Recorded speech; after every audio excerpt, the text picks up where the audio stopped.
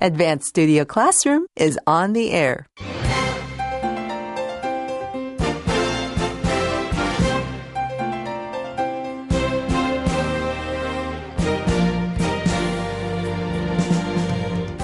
Beautiful hiking trails, spectacular waterfalls, natural pools, and clear blue waters. Come and explore the island of Dominica.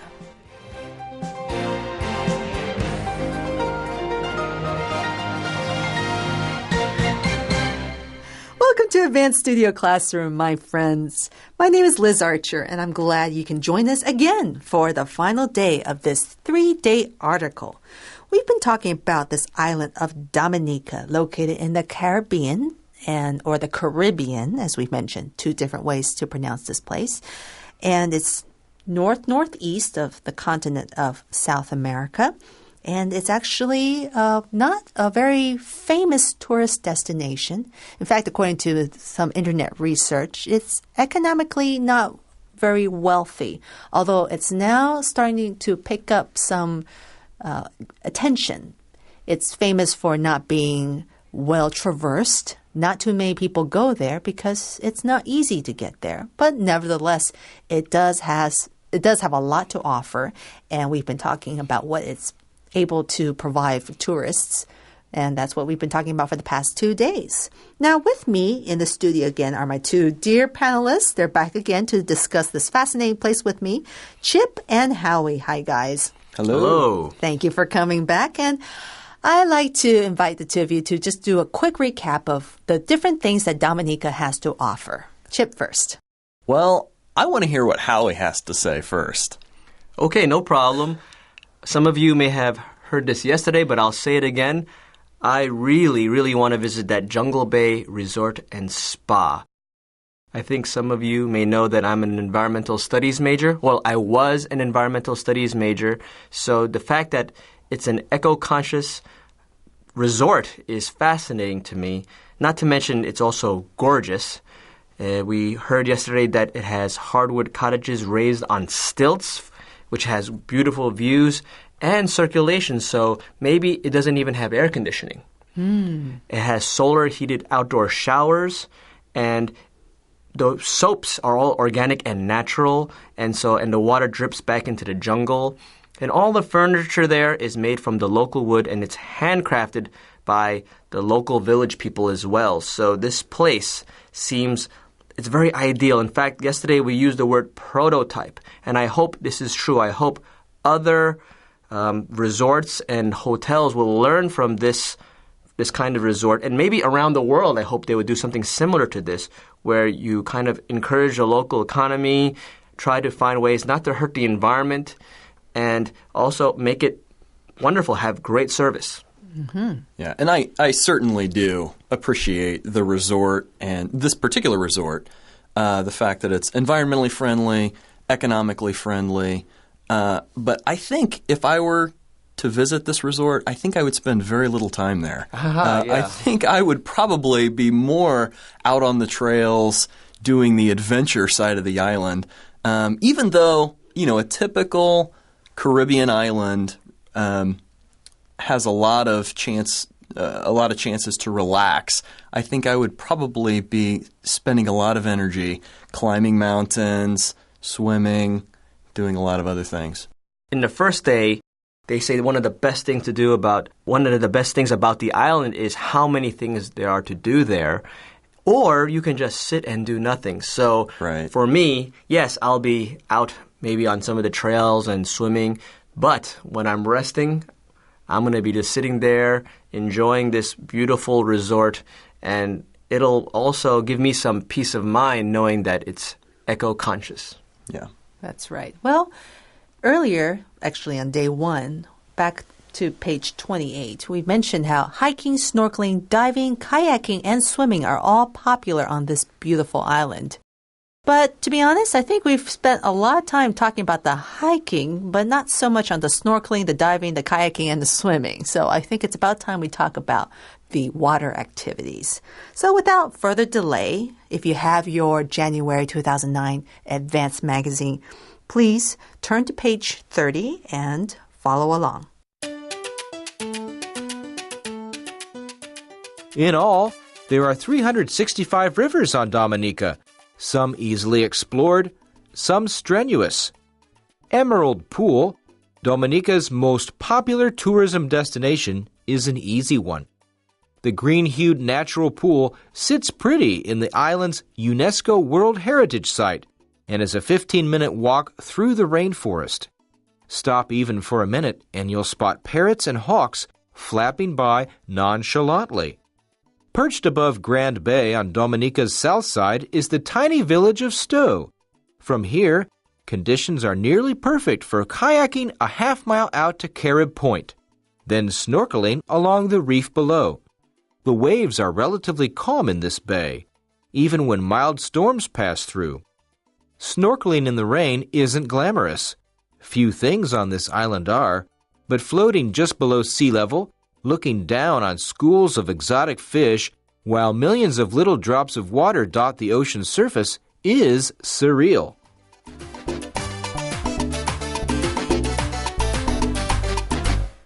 Did we hear that correctly? 365. Wow. 365 rivers.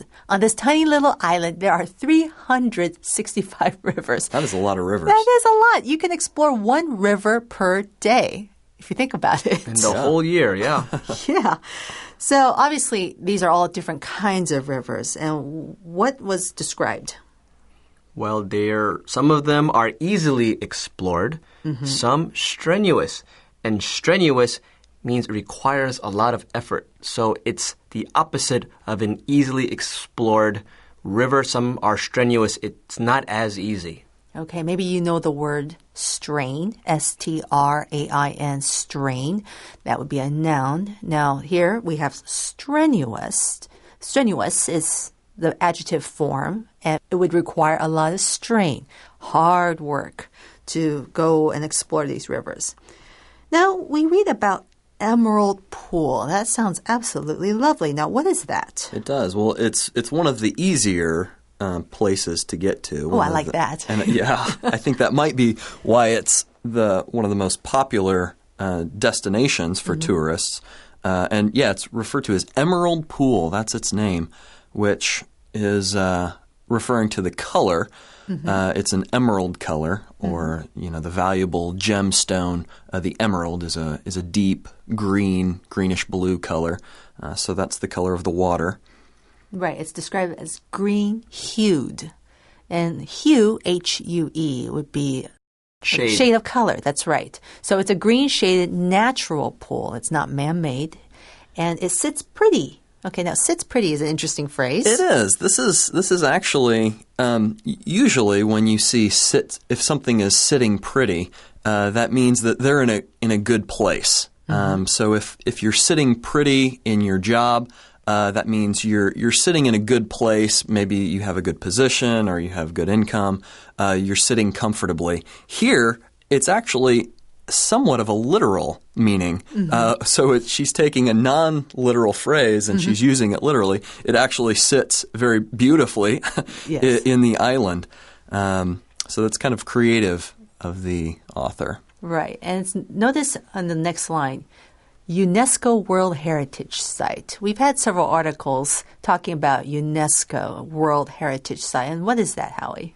UNESCO World Heritage Site is part of the UN, and they designate several areas in the world as part of their World Heritage Sites. And it's preserved, basically. Okay. It's a preserved area. Right. It is so nice that it is worth preserving, and the UN is willing to spend money on making sure that it stays pretty. Okay. Okay. Now, notice that a 15-minute walk doesn't sound too bad, right? If you see on line 7, it's a 15-minute walk through the rainforest. Not bad at all. And what can you see along the way? Stop even for a minute and you'll spot different kinds of birds, parrots and hawks, flapping by nonchalantly.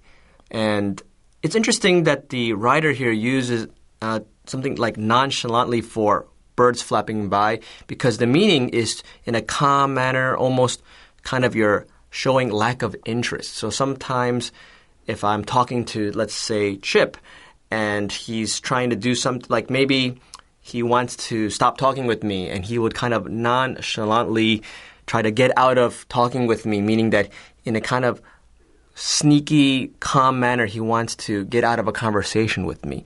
So here, I guess they're trying to imply that the birds are flying by almost like they're not, like you're not there. They're just, almost like they're ignoring you. Carefree. Carefree. Right. Normally we think of birds flying by, it's because something startled them.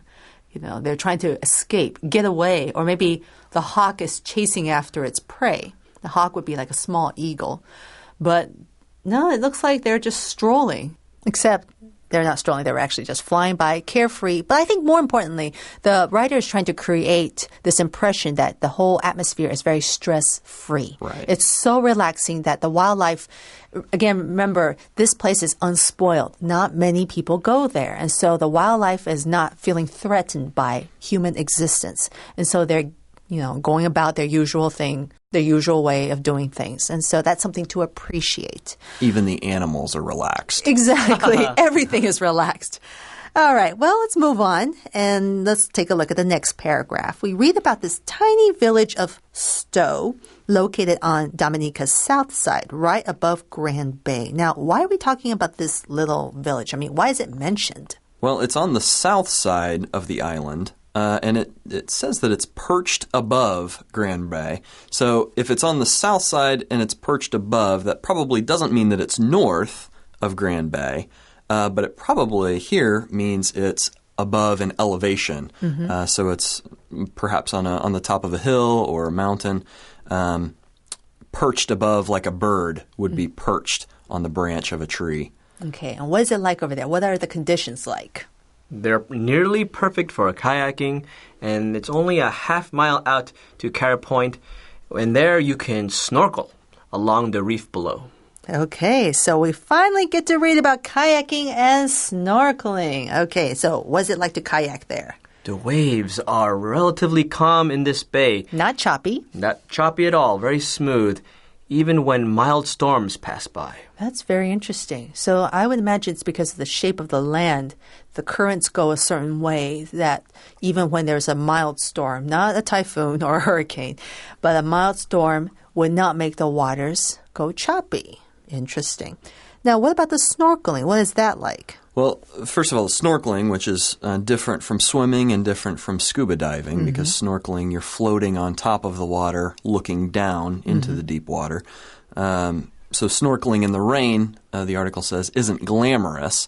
And glamorous there usually means attractive, but attractive with the meaning of usually luxurious or expensive. Fancy, exactly. Movie stars live a very glamorous lifestyle. So here it's saying snorkeling in the rain certainly isn't glamorous.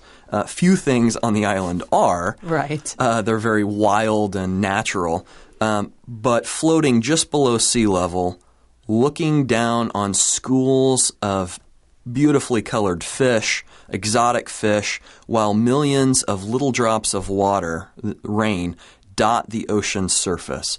The author says it's surreal, which means it's like a dream. Surreal. That's a very good word.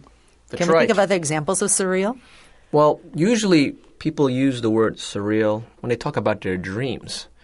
So, for example, if I had a dream and I thought, wow, that almost seemed real, but it wasn't, I would say that was really surreal because it seemed like reality, but it wasn't, and it seemed so real, but it wasn't. So it's surreal. Right. Sometimes you may have an experience where it was totally unexpected and it's totally out of the norm, and it is so weird that this experience, that this situation is actually happening, so strange that it's hard to believe that it's happening to you, and yet you do know it is real.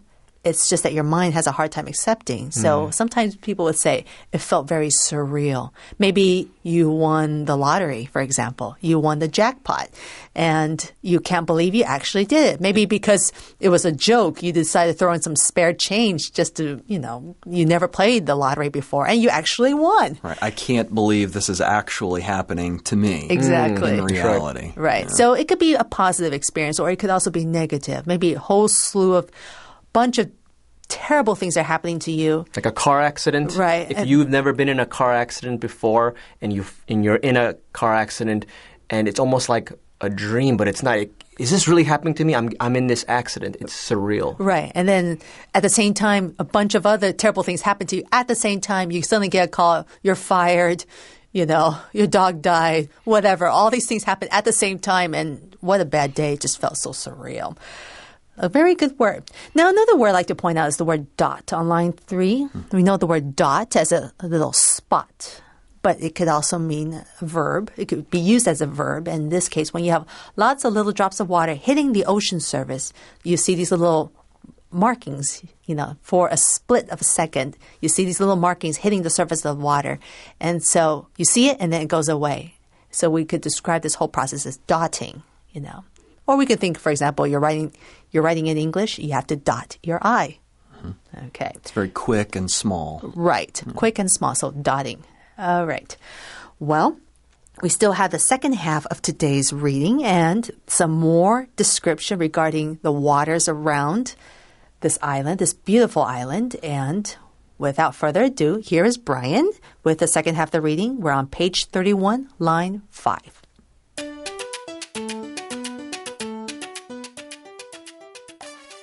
On my last day here, I went down to Suffre Bay of Scott's Head for one last swim.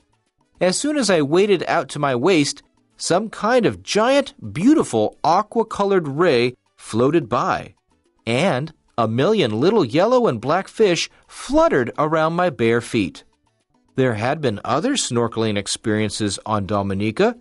The most spectacular was farther up Suffre Bay at Champagne Reef, named for the underwater bubbles produced by small volcanic fissures leaking from the ocean bed.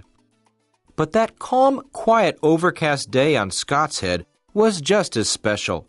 Afterward, bumping along that twisty, windy road one last time for the trek up the side of the island to the airport, driving was the easy part. The hard part? Leaving.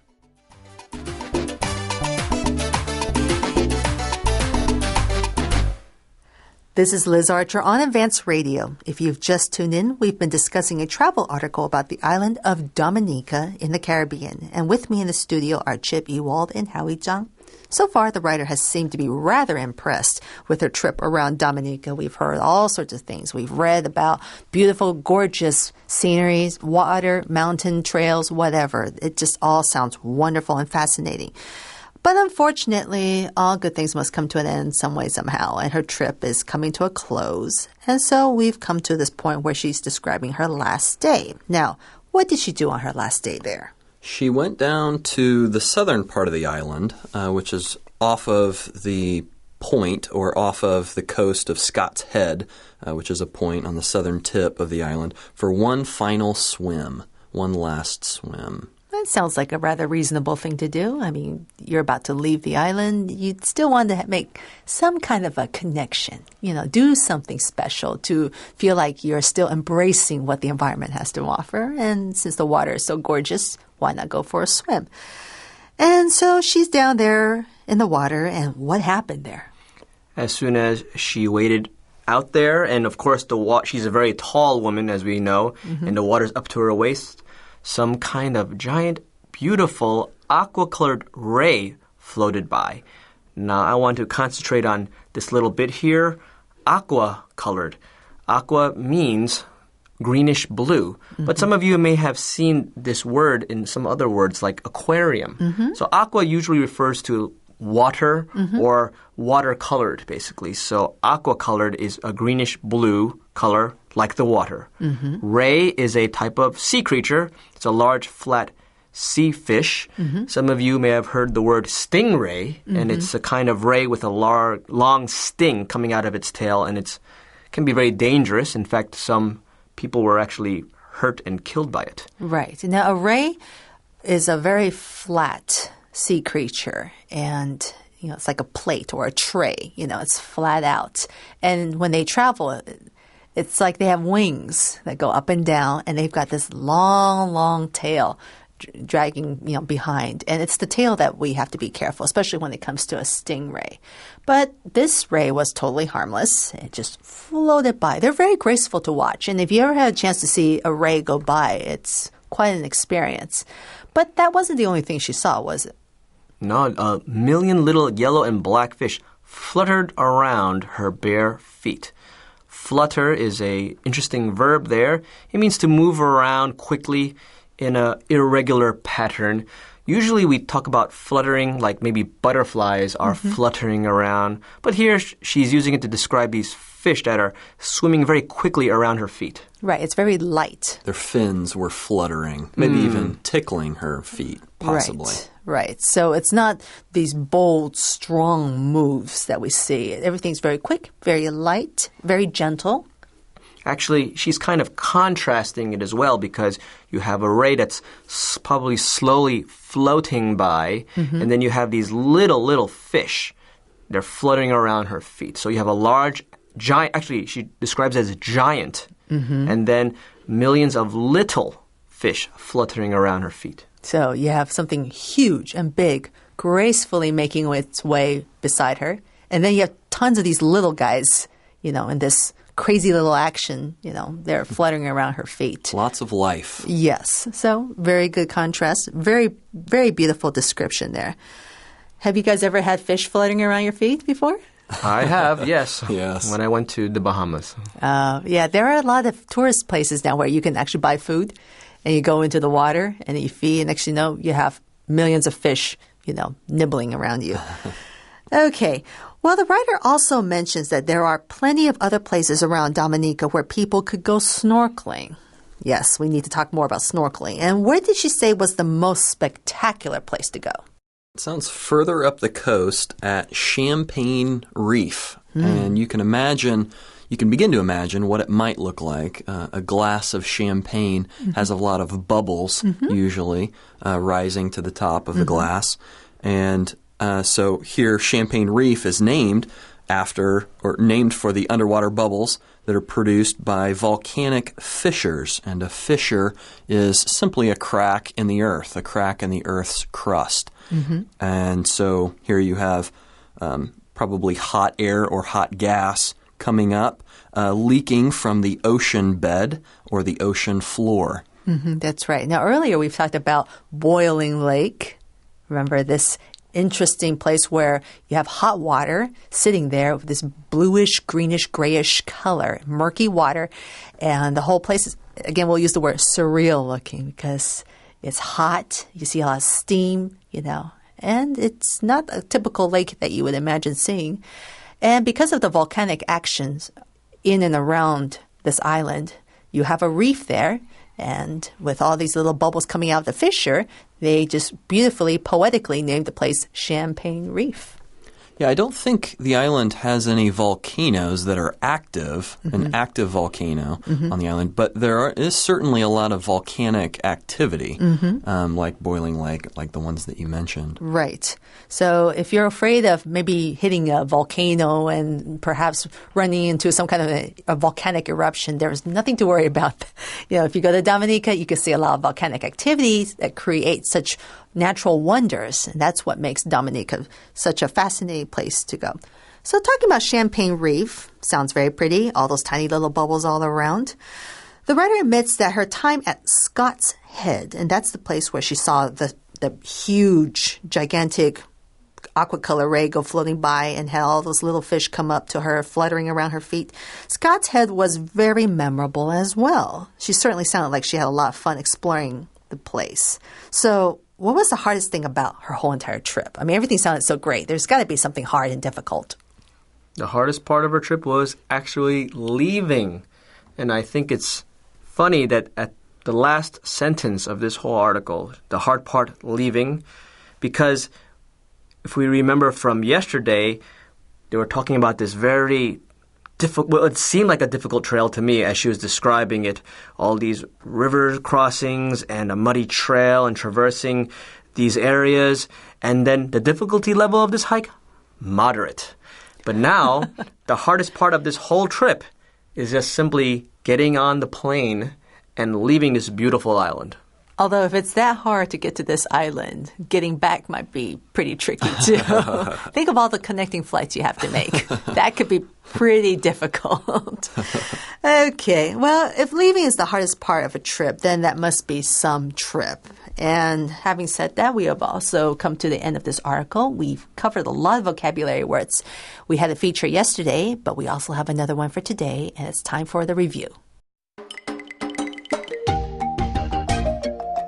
So, my lovely couple Lisa and Peter, did you enjoy yesterday's climb up the mountain? Oh, yes, Winston. The flowers all along the hike were beautiful. And once we got to the summit, we were sitting pretty with that view of the bay. Excellent! I'm glad you're happy. I think you will be even happier today after you see what the day entails. I've read all about the great swimming here in Dominica. In fact, the local motto is always wear your swimsuit. That is true, my man. So we will explore Grand Bay. Do you like snorkeling? We love snorkeling, Winston.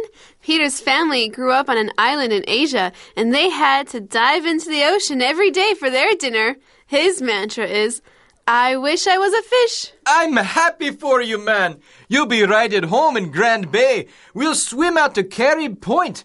The water's a little choppy, but good exercise for you. Will we see some fish and sea life? You won't believe your eyes, man. The fish are so colorful, and we have giant turtles and graceful sea rays that come right up to you.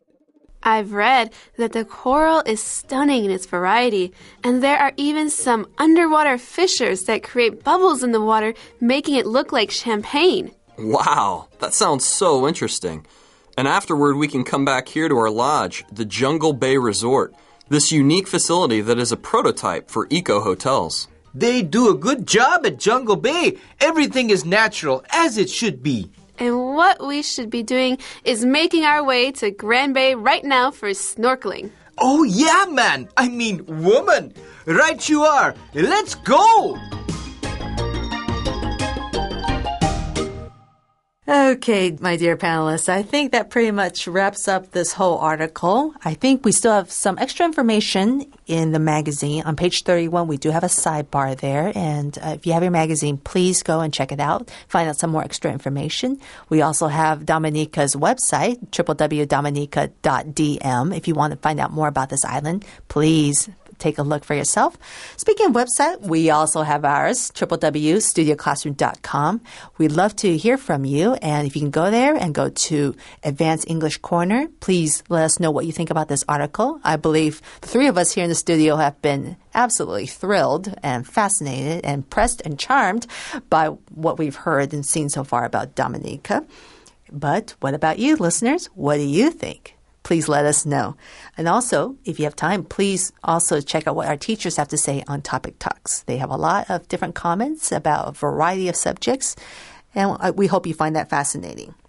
Well, that concludes this travel article. Please join us again next time for a different article. But until then, this is Liz Archer, Howie, and Chip, saying goodbye. Goodbye.